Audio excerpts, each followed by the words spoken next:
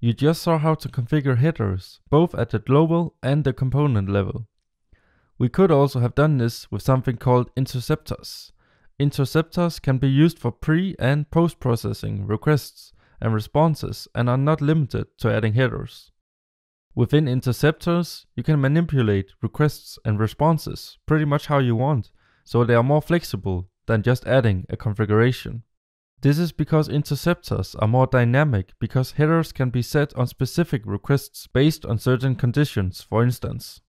You could set a header dynamically within the main.js file too, but you couldn't apply some logic on a per request basis.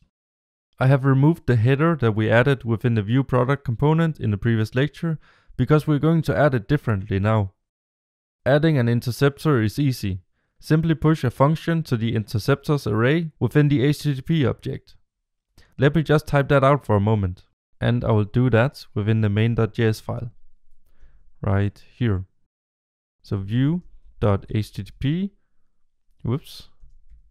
.interceptors.push, because this is an array, and here I will push an arrow function, so a callback. And this function takes the request and a next argument. The first parameter for the function is the request object, which we can use to manipulate the request, for instance, for adding headers. So let's try to add the CSRF token that we did in the previous lecture.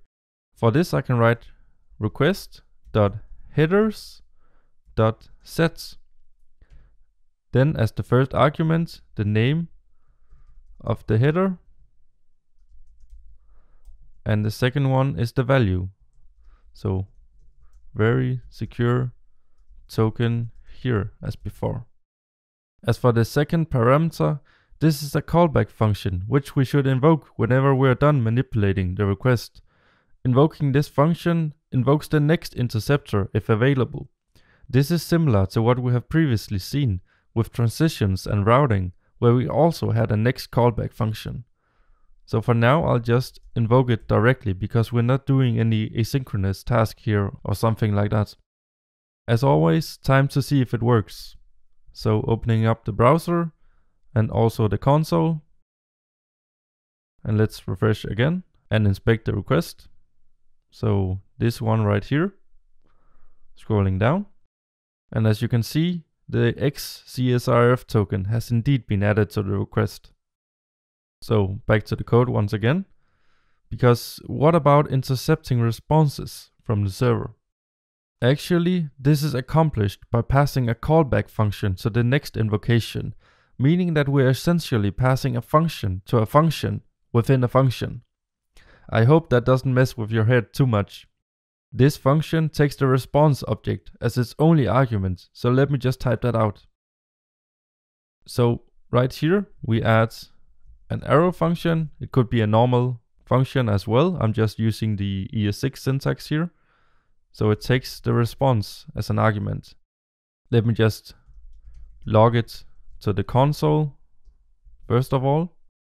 So we can do pretty much what we want with the response, but I'll just log it to the console in this case. However, you could manipulate the response body and restructure JSON or whatever you please. For example, if the Vue resource did not automatically pass JSON in responses, if the content type header is application/JSON, then this would be a good place to do it. Let's go back to the browser and test it out. So let's refresh the page and go to the console. And here we can see the response object being output. Great, so now we have successfully added an interceptor, which sets a request header and logs the response to the console. Note that this particular example doesn't make too much sense, because if we always want to set a header, then we should just configure it as we did with the xRequestedWith header. Therefore, this approach with an interceptor would only make sense if we needed to inspect the request in order to determine if the header should be added. An example could be to inspect the request body, and if it contains JSON, then add a content type header of application/JSON, although Vue resource already handles this for us, but that's just an example. That being said, note that we could do other things on a request as well, so we are by no means limited to modifying HTTP headers.